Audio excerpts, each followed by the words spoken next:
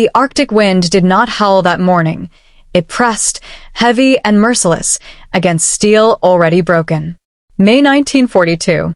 250 nautical miles from Murmansk, in the frozen emptiness of the Barents Sea, HMS Edinburgh drifted at barely 2 knots, her once proud stern shattered and folded grotesquely over WWII turret, her rudder torn away, her centralized fire control silenced, 3 of her 4 main turrets dead. Ice clung to her superstructure like a burial shroud. 2 days earlier, a German submarine had driven 2 torpedoes into her hull, crippling one of the most formidable light cruisers the Royal Navy had ever launched. Now she could do little more than turn in helpless circles, a wounded predator spinning slowly in the snow-swept gray.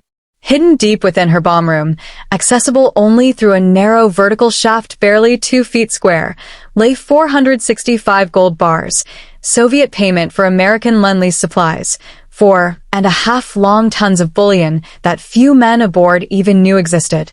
And racing toward her through the Arctic mist were 3 German destroyers making 36 knots. Every officer in the Kriegsmarine expected an easy execution. They were about to be very wrong, because standing head and shoulders through the hatch of B turret was Lieutenant R.M. Howe, and within minutes he would fire one of the most remarkable salvos of the entire naval war. HMS Edinburgh was no ordinary cruiser reduced to helpless drift. She was the lead ship of the final Town-class subclass, laid down in 1936 and commissioned in July 1939, pennant number C-16, the culmination of British interwar naval design philosophy. On paper she was classified as a light cruiser, yet in armor and fighting endurance she rivaled or exceeded many ships a class above her. She displaced 10,550 long tons standard and over 13,000 at full load, driven by 4 Parsons-geared steam turbines generating 82,500 shaft horsepower across 4 shafts, capable of 32.25 knots in full stride. Her armor belt measured 4.5 inches thick, remarkably heavy protection for a light cruiser, while turret faces carried 4 inches and deck armor stretched 3 inches over magazines. In fact, her belt was thicker than that of Germany's Admiral Hipper-class heavy cruisers, despite those ships displacing roughly 5,000 tons more. Protection was only part of her equation. Edinburgh carried 12 6-inch Mark XEI guns mounted in 4 triple turrets, 2 forward super-firing and 2 aft. Each gun hurled a 112-pound shell at nearly 2,758 feet per second, capable of sustaining 5 to 6 rounds per minute. A single full broadside placed 1,344 pounds of steel into the air. At maximum practical rate, she could unleash 96 shells per minute, an avalanche of ordnance unmatched by many heavier cruisers whose larger guns fired slower, heavier rounds at far lower rates. The design was deliberate. Where other navies chased individual shell weight, the Royal Navy bet on volume of fire. Comparisons revealed the philosophy clearly. The American Brooklyn-class cruisers carried 15 6-inch guns in 5 triple turrets, squeezing immense firepower into their hulls, but their forward-heavy arrangement caused blast interference between mountings, and they carried no torpedo tubes, sacrificing versatility. Their armor belt was marginally thicker at 5 inches, and they were slightly faster, yet operational compromises shadowed the design. The Japanese Mogami class also mounted 15 6-inch guns, but suffered severe stability problems, dangerously top-heavy until structural bulges were added after launch.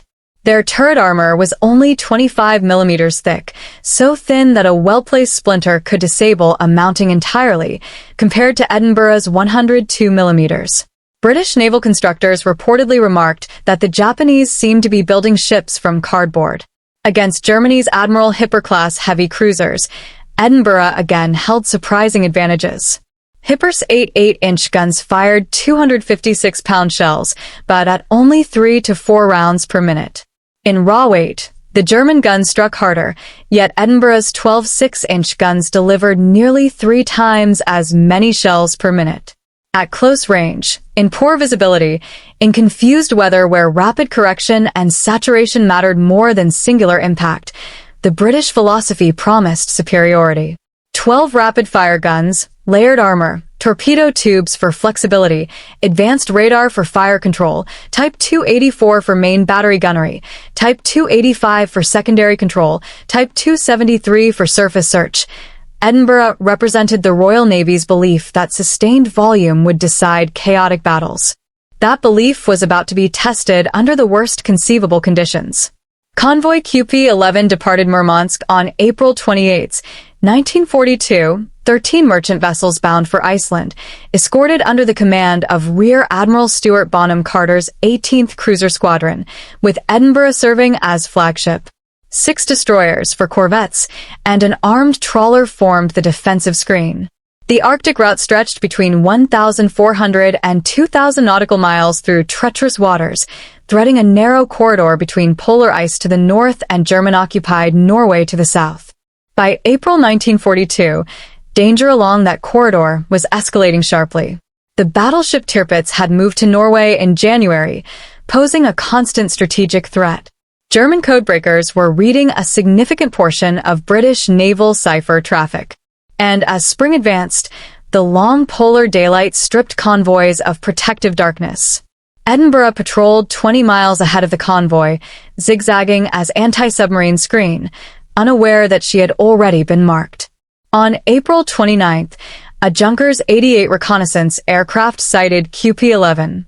The Kriegsmarine responded by forming a U-boat Wolf element that included U-456 under Captain Lieutenant Max Martin Teichert. He had only 2 torpedoes remaining. It would be enough. At approximately 16:18 on April 30th, Teichert located Edinburgh operating alone ahead of the convoy. He watched her zigzag patiently, calculating angles, waiting for opportunity. Arctic waters produced frequent false sonar echoes, and when Edinburgh's ASTIC operator reported a firm contact nearly dead ahead, the officer of the watch dismissed it as interference. Minutes later, the alarm sounded. Action stations. Teichert fired a spread from tubes 1, 2, and 4. Roughly 80 seconds later, 2 detonations tore into Edinburgh's starboard side. The first smashed into the forward boiler room near the bomb room, ripping through steel and flooding compartments. The second obliterated the rudder, destroyed 2 propeller shafts, and tore open the quarterdeck. Speed collapsed from over 30 knots to barely 5 or 6. Centralized fire control was knocked out entirely. Electrical systems failed across much of the ship. A, X, and Y turrets fell silent.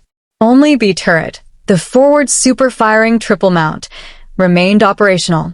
Without steering, without coordinated fire control, Edinburgh could only circle slowly, wounded and vulnerable. She separated from the convoy and turned back toward Murmansk under escort from destroyers Foresight and Forester, with minesweepers sortied from port to reinforce.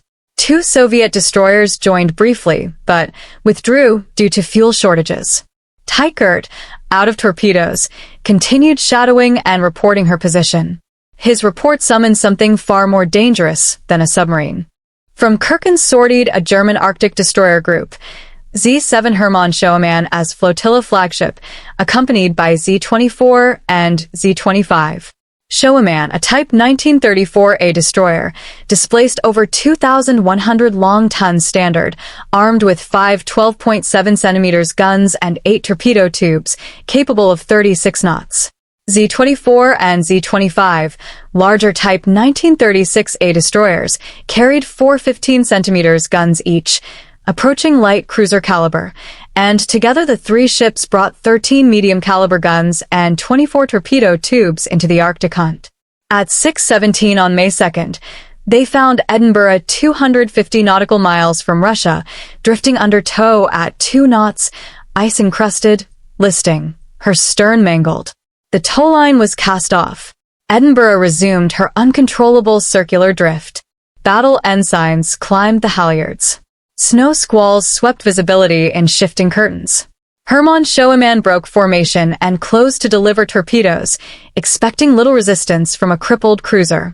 But as the German destroyer emerged from a snow shower at unexpectedly close range, her torpedo crews realized their firing solutions were misjudged and scrambled to reset depth and range settings.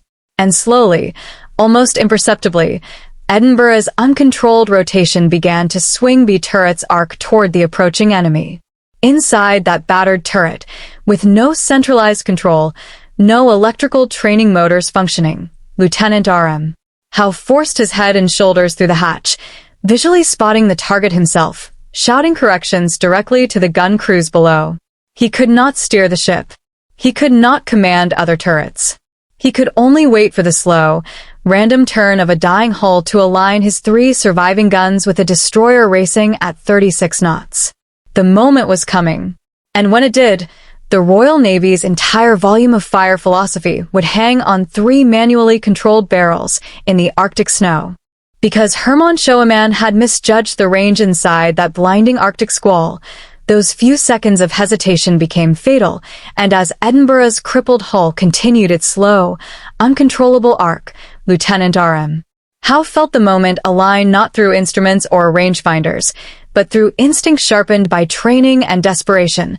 There was no director tower feeding angles, no stabilized platform correcting roll, no powered traverse humming beneath his boots, only shouted bearings, manual wheels grinding under straining hands, and the raw geometry of a target closing fast across snow-streaked gray water. And when B turret finally bore, he gave the order to fire, 3 6-inch guns recoiling almost as one, the concussion shuddering through a ship already torn open from within, the first salvo landing so close to Hermann Schoemann that towering pillars of water drenched her forecastle and forced her captain into a violent evasive turn toward his own smoke, disbelief flashing across the German bridge, because this was supposed to be a helpless cruiser circling at 2 knots, not a predator capable of bracketing a destroyer moving at 36. Yet before the German gunners could recalibrate, before torpedoes could be loosed in disciplined sequence, Edinburgh's rotation carried B turret through its arc once more, and Howe, still half exposed to Arctic wind and flying splinters, corrected by I and ordered a second salvo, and this time the shells did not fall short. They did not straddle. They struck, smashing into Hermann Schoemann's engine rooms almost simultaneously, explosions ripping through turbines and steam lines, lifting deck plating, snuffing electrical power in an instant so that lights failed, pumps died, and the destroyer's heartbeat simply stopped, her forward motion collapsing into a shuddering drift as fire and steam vented skyward, 8 men killed outright, dozens wounded, machinery wrecked beyond hope of immediate recovery, and all before she had managed to launch a single torpedo at her intended victim. What unfolded in that frozen expanse defied every expectation of weight, classification, and damage assessment, because here was a cruiser gutted by submarine attack, steering gone, stern mangled, 3 turrets dead, centralized fire control obliterated, and yet through sheer rate of fire and disciplined gunnery, she had removed a modern German destroyer from the fight in less than 2 salvos, proving in the harshest possible conditions that volume could overcome vulnerability. But the battle did not pause to admire the feat. 4 Z-24 and Z-25 were already maneuvering aggressively, their heavier 15-centimeter guns flashing through the snow haze, and the British destroyers Foresight and Forester surged forward at over 30 knots in a desperate bid to shield their crippled flagship, charging into a storm of splashes and tracer as shells began to find range. Forester struck 3 times by Z-25, 2 of her guns disabled, her forward boiler room shattered, so that speed bled away under clouds of steam, while Foresight took 4 hits that left her with a single operational gun and decks scarred by fragmentation, and still they pressed, weaving and returning fire to draw attention away from Edinburgh's wounded silhouette. Amid this chaos, a spread of German torpedoes streaked toward the British destroyers, white wakes cutting across the slate water, missing their intended targets by narrow margins. But one torpedo, its gyros set and its course uncorrected, continued running through the smoke and confusion, and fate, blind and indifferent, placed Edinburgh squarely in its path, the detonation slamming into her port side almost exactly opposite the original starboard wound inflicted by U-456 2 days earlier, the blast punching through compartments already weakened, effectively opening the ship from side to side so that only deck plating and the keel held her together, and the force of it hurled Lieutenant Howe bodily from the turret hatch onto the steel roof above, where he survived only by clinging to a ledge scarcely the width of a finger, stunned but alive, while below him the interior of B turret rang with shock and falling debris. Now the cruiser that had moments earlier proven lethally defiant was structurally mortally compromised, water surging through interconnected spaces, stability hanging by a thread, and yet the Germans, spotting through drifting snow the silhouettes of four approaching British minesweepers racing from Murmansk, misjudged the situation entirely, overestimating the reinforcement and possibly mistaking those smaller vessels for additional destroyers, and with Hermann Schoenemann dead in the water and burning, their immediate priority shifted from annihilation to rescue, Z-24 coming alongside the crippled flagship of their flotilla to pull roughly 223 survivors from her decks before scuttling her at 8:15, leaving the Arctic to swallow twisted steel that hours earlier had advanced in confidence of easy victory. For Edinburgh, however, the reprieve was temporary and grim, because she was no longer a warship capable of return. She was a broken hull barely coherent. Engines failing, internal flooding uncontrollable, and Rear Admiral Bonham Carter faced the decision no commander wishes to make, ordering abandoned ship as icy wind cut across listing decks, men lowering themselves into boats and scrambling toward the minesweepers Gossamer and Harrier, which together hauled aboard hundreds, Gossamer taking roughly 440 souls, Harrier about 400, while damage control parties fought a losing battle against progressive flooding. Even then, sinking Edinburgh proved stubbornly difficult, Harrier firing 20 rounds of 4-inch gunfire into her flank without achieving decisive effect.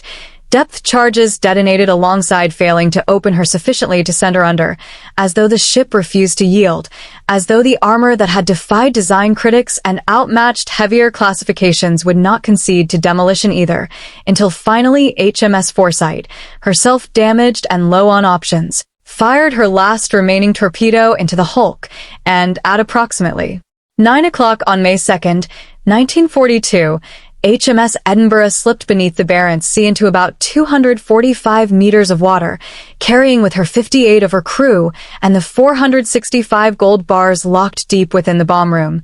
Bullion that had crossed continents as payment for survival and now settled into darkness beside the steel that had guarded it. In the immediate aftermath, there was no triumphal narrative, only exhaustion, frostbite, the accounting of dead and wounded, and the quiet recognition among survivors that something extraordinary had occurred in those few minutes of gunnery, something that would echo long after hull plates rusted and coordinates faded from operational charts.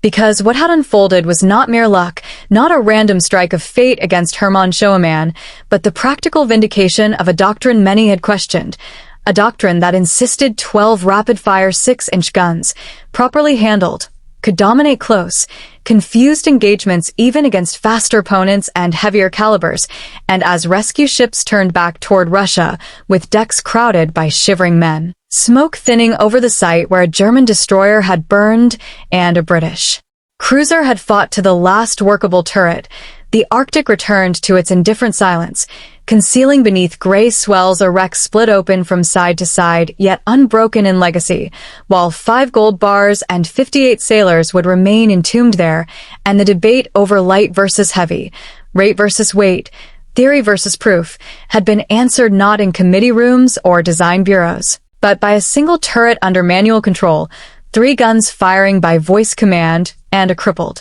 ship that, even while circling helplessly, had delivered destruction faster than her enemy could respond. For nearly 4 decades after HMS Edinburgh vanished beneath the Arctic surface, the Barents Sea kept its secrets in absolute silence, the wreck resting 800 feet down in black, pressurized cold where light never penetrated and currents moved like unseen hands across shattered steel. And yet the story did not end with her sinking, because the presence of 465 gold bars in her bomb room transformed that grave into something both sacred and controversial, a place where valor, loss, politics, and treasure intersected in uneasy tension. In 1981, long after the war had faded into memory and many of the survivors had grown old, a former Royal Marine turned professional diver named Keith Jessup assembled a consortium determined to locate and recover the bullion. navigating not only the technical brutality of deep saturation diving, but also the moral debate over disturbing what many considered a war grave. And when the expedition finally reached the coordinates, what they found was a ship. Broken but unmistakable, her stern twisted, her hull split from the portside torpedo that had struck almost opposite the original starboard wound. The damage pattern telling in silent metal the same story survivors had carried for decades. Saturation divers working in two-man teams descended into crushing depth, living for weeks in pressurized chambers. Their bodies acclimatized to helium-oxygen mixtures before being lowered in diving bells to cut through 4 inches of armored hull plating. Each incision deliberate and slow because beyond that steel lay not only gold, but the compartments where men had died. And on September 15, 1981, diver John Rossier recovered the first bar, serial number KP0620, a dull rectangular ingot that had once symbolized wartime alliance and now symbolized vindication of a perilous mission. And by the time worsening weather forced the expedition to halt, 431 bars had been raised from the seabed, their surfaces scarred but intact, proof that the bomb room had preserved its cargo even as the rest of the cruiser fractured.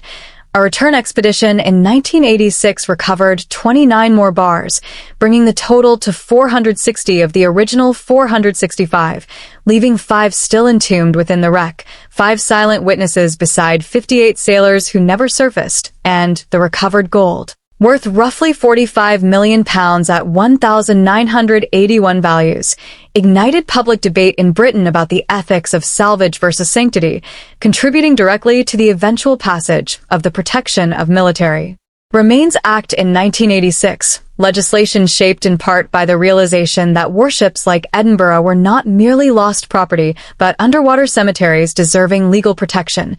Yet even as legal frameworks evolved, another recognition lagged far longer, because the men who had endured Arctic convoy duty, who had sailed through pack ice and under near-constant threat from submarines, aircraft, and surface raiders, waited decades for acknowledgement distinct from the broad Atlantic star that lumped their service into a generalized category, and it was not until December 19, 2012, 67 years after the war ended, that the Arctic Star was finally instituted following a 16-year campaign led by veterans including Commander Eddie Grenfell, Lieutenant Commander Dick Dykes, and Merchant Navy veteran Jock Dempster. And by 2018, more than 18,600 medals had been issued, tangible recognition of an ordeal that had too long been overshadowed by larger narratives of the conflict. But beyond medals and bullion, Edinburgh's final battle remained a case study in naval architecture and doctrinal foresight, because 7 months after her sinking at the Battle of the Barents Sea in December 1942, British light cruisers Sheffield and Jamaica, armed with the same rapid-firing 6-inch guns, engaged the German heavy cruiser Admiral Hipper and once again demonstrated that rate of fire, properly applied, could neutralize heavier individual shell weight, driving Hipper off and damaging her sufficiently to frustrate German surface operations, reinforcing the lesson first etched into Arctic waters by a crippled cruiser fighting with a single turret under manual control. Skeptics who had argued that 12 6-inch guns could never equal the punch of 8 8-inch heavy cruiser weapons were forced to reconsider in light of operational reality. Because combat in northern latitudes was rarely a textbook exchange at perfect visibility and ideal range, it was chaos shaped by snow squalls, shifting light, radar interference, and the constant compression of reaction time. Conditions under which the ability to throw more shells faster became decisive, and Edinburgh's engagement had distilled that truth into a moment so stark it bordered on improbable. A destroyer moving at 36 knots disabled in 2 salvos by a ship unable to steer. Her fire directed not by centralized computing tables, but by a lieutenant braced in a hatch shouting corrections to gun crews straining at manual controls. German accounts later described the event as catastrophic misfortune, Hermann Schoemann's captain reportedly calling it the worst luck imaginable, yet there was nothing mystical about it. No cosmic accident, only mathematics and training. 3 guns firing in disciplined sequence, shells arriving in such density that probability narrowed rapidly toward certainty. And that density was the product of a design philosophy embedded years earlier in drawing offices, where engineers weighed armor thickness against displacement, turret arrangement against stability, and concluded that 12 well-protected rapid-fire guns offered a flexibility unmatched by heavier but slower batteries. Even in her final minutes, Edinburgh embodied that philosophy, because though 90% of her fighting capability had been stripped away by torpedoes and flooding, the remaining 10%, concentrated into B turret, generated sufficient destructive power to change the course of the engagement before the enemy could execute his plan, and in doing so she transformed from wounded liability into lethal deterrent, forcing withdrawal where annihilation had been anticipated. Today she lies where she fell. Steel softened by decades of salt water, but still recognizable to remote vehicles that occasionally revisit the site. A broken hull resting upright in parts, her name etched in maritime history not solely for the gold she carried, but for the demonstration she provided under extremity. A reminder that classification, light or heavy, can mislead when divorced from context. That survivability is measured not only in armor thickness, but in the capacity to deliver decisive fire even when systems fail. And that naval warfare in the Second World War was as much an engineering contest as it was a clash of crews.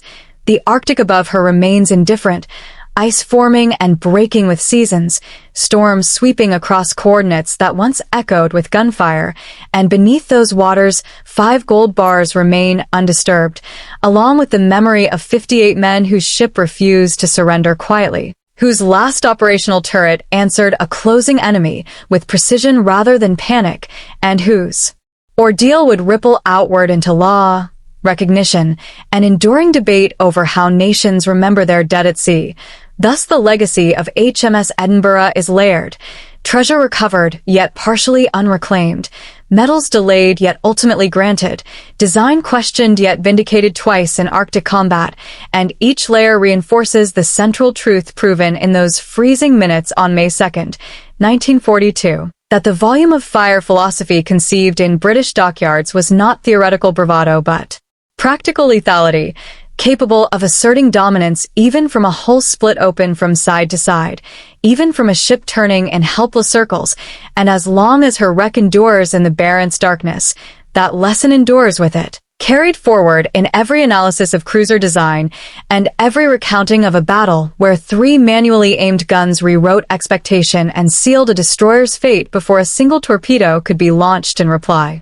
And yet, even with bullion raised, medals finally issued, and naval historians largely united in their assessment of Edinburgh's design triumph, the deeper significance of her final action continued to unfold not in treasure ledgers or parliamentary debates, but in professional naval analysis, where war colleges and maritime strategists dissected the engagement as a compressed lesson in damage resilience, decentralized command, and the psychology of combat under catastrophic impairment, because what made Edinburgh's stand extraordinary was not merely that she hit Hermann Schoeman, but that she did so after losing centralized fire control, after sustaining structural compromise that opened her hull from side to side, after being reduced to a drifting platform whose orientation depended entirely on random rotational momentum in freezing seas. And in that context, her battle became a living demonstration of why redundancy and distributed lethality matter in naval architecture. Why a ship designed with multiple independently operable turrets, layered armor protection, and local control fallback systems could still project power even when stripped of primary coordination. British designers in the 1930s had faced treaty limitations, displacement ceilings, and evolving threats from aircraft and submarines. Yet within those constraints, they had chosen to emphasize sustained fire volume over singular punch, armor over raw speed parity, and multi-role flexibility over specialization.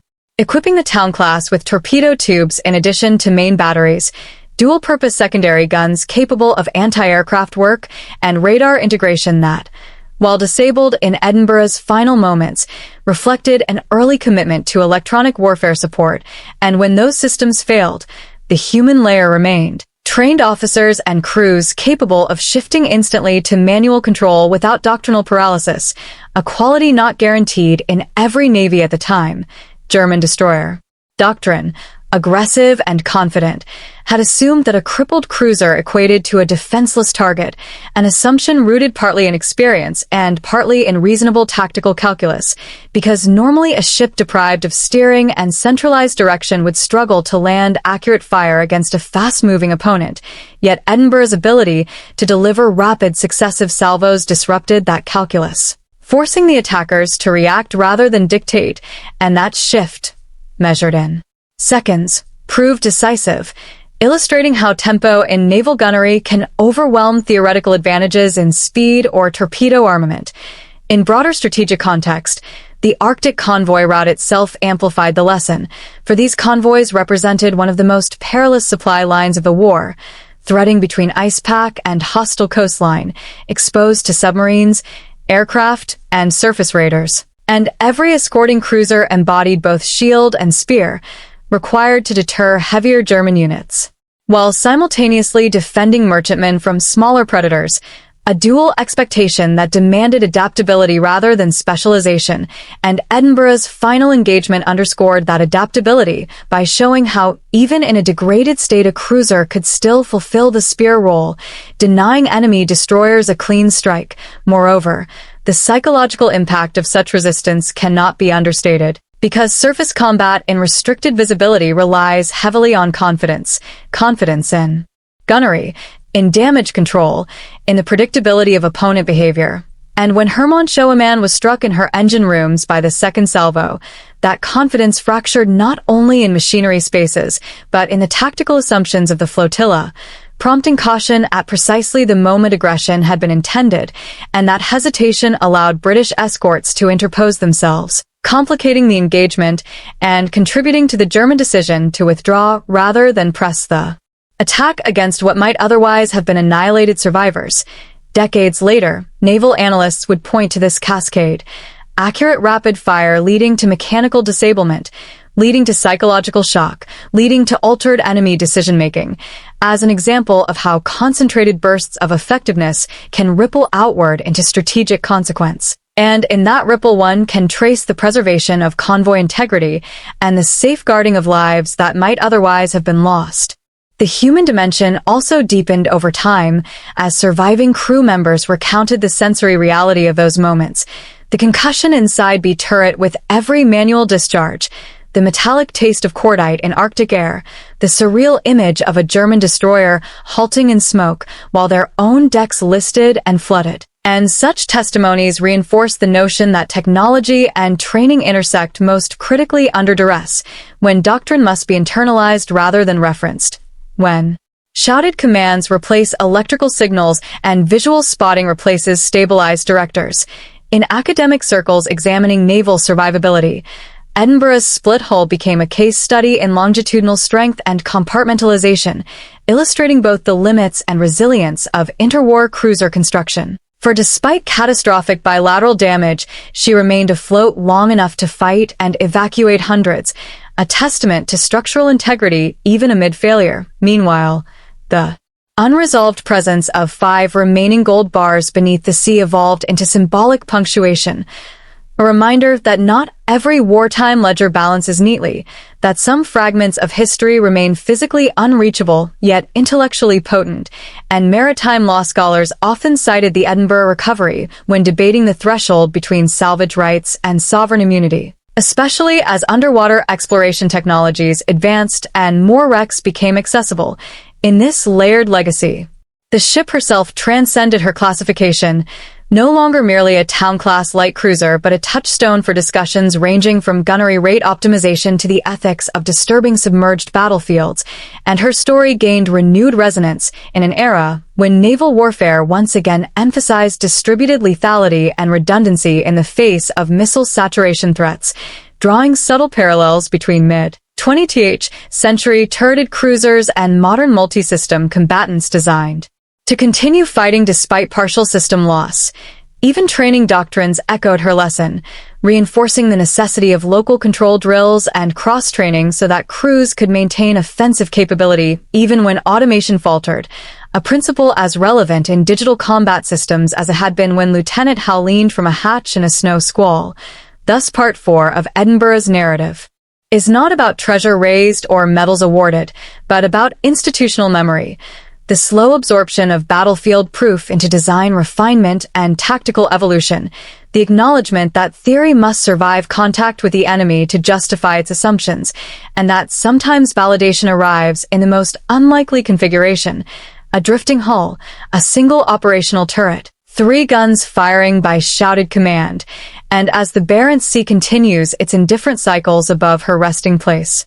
Naval officers studying past engagements still return to that Arctic morning not for romance but for rigor, dissecting trajectories, reaction times, and damage reports to extract enduring principles, finding in Edinburgh's last fight a compact demonstration that resilience is engineered long before crisis, that rate of fire can substitute for weight when conditions compress engagement windows, and that the margin between destruction and survival may hinge on seconds won by disciplined crews, exploiting every remaining capability. In that sense, HMS Edinburgh remains active, not in steel, but in doctrine, her final action echoing through classrooms, planning documents, and the quiet understanding among sailors that no ship is truly defenseless, while even one weapon remains capable of answering. And as we move toward the concluding reflection on her legacy, what endures most powerfully is not the gold that glittered briefly in recovery lights, nor the medals pinned decades late, but the uncompromising proof delivered in 2 salvos that design philosophy, when married to human resolve, can alter the fate of ships and men in the span of a turning hull. And so the final measure of HMS Edinburgh is not taken solely in tons of steel, pounds of gold, or even in the 58 lives lost with her, but in the enduring clarity of what her last battle revealed about war at sea, because when historians step back from the snow squalls, the torpedo wakes, and the salvage operations decades later, what remains is a distilled demonstration of how preparation, philosophy, and human resolve intersect under the harshest imaginable conditions, and that intersection is why Edinburgh's story refuses to fade into a mere footnote of Arctic convoy statistics. She began her life as a product of interwar compromise, conceived under treaty limitations that forced designers to balance armor, speed, armament, and displacement with almost mathematical austerity. Yet within those constraints, British naval architects embedded a quiet confidence in sustained firepower, believing that 12 rapid-firing 6-inch guns, properly protected and properly served, could generate a combat tempo that would overwhelm heavier but slower-firing opponents in the confused visibility of northern waters. And in peacetime, such calculations lived only on drafting tables and in gunnery trials. But war has a way of exposing theory to brutal audit, and on May 2nd, 1942, that audit occurred in the most unforgiving environment possible: a drifting, torpedoed cruiser, steering gone, power crippled, ice clinging to her rails, 3 of 4 main turrets silent, enemy destroyers closing with torpedoes ready, and yet from that compromised platform emerged not panic but execution. The significance lies in the fact that Edinburgh did not win by accident. She did not survive through mere fortune. She imposed consequence through deliberate design choices that had been questioned by critics who favored heavier calibers and singular striking power, and when B turret fired under local control, guided only by shouted commands and visual spotting, it represented the ultimate fallback of distributed lethality, the idea that even when centralized systems fail, a warship must retain teeth sharp enough to bite. Hermann Schoeman's destruction before she could release a single torpedo was more than a tactical success. It was a collapse of assumption, a moment when expectation of easy victory inverted into abrupt vulnerability. And in naval combat, such inversions reverberate far beyond immediate damage, shaping the confidence and caution of fleets that must fight again. Another day, the subsequent withdrawal of Z-24 and Z-25, influenced by misjudgment of approaching British minesweepers and the urgent need to rescue survivors from their flagship, illustrated how quickly momentum can shift when resistance proves fiercer than anticipated, and within that shift lay the preservation of hundreds of British sailors who might otherwise have faced annihilation in freezing waters. For had Edinburgh been dispatched swiftly, and without reply, the escorts themselves may have been overwhelmed before evacuation could be organized. Instead, the cruiser's defiance bought time. Time measured not in hours but in minutes and seconds, yet sufficient to alter outcome. When she finally slipped beneath the Barents Sea after repeated attempts to scuttle her, it was almost as if the ocean required persuasion to claim her. Depth charges failing, gunfire insufficient. A final torpedo necessary to send her down, reinforcing the impression that, even mortally wounded, she resisted surrender to the last. The decades that followed layered new dimensions onto her legacy, as salvage teams braved extreme depths to retrieve most of the gold, as lawmakers grappled with the moral and legal implications of disturbing wrecks that doubled as graves, and as veterans of the Arctic convoys campaigned tirelessly for recognition unique to their ordeal, culminating in the belated institution of the Arctic Star, a medal that symbolized acknowledgement long deferred. Yet perhaps the most enduring layer is pedagogical, because modern naval doctrine increasingly emphasizes resilience under system degradation, the necessity for ships to continue fighting despite cyber disruption, missile damage, or electronic blindness.